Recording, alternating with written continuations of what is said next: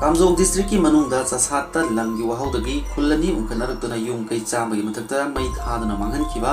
thodok adugi ikui-kuidana ngasi numikyum ka matungda miyam hortuna santingda leiba yung kai sabagi masang thumsing madi asathak singthin machatpa Manipur Rifles ki truck ama miyam hortuna mai thadokre truck adu asoi ngam thogandana ba ngak senaba Imphal dagi chatkiba tare chuba MR gi deputy commandant amana Lusingu police ki team yenglaga lehore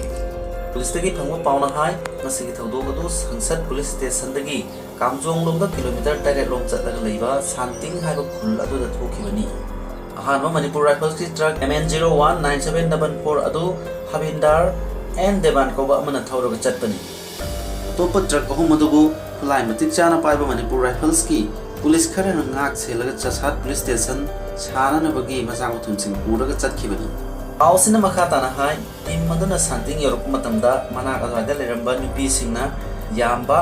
mioi jani rom thoroki amasung lambi thatana thamlaga truck adu da tongba personnel loina makada kumthalaba matungda truck adu mai thakibani kul ani gi marakta ungkhanabagi thodok thokiba maramna makata na pamdaba thodok thohandana ba mafam aduda barik semgat pakhokibani ajabe aba mafamdagi phangba pauna hai haukiba hingda Kamjong Myanmar ga lona bada leiba India gi skip khunda khangaudana Tarom may nasaki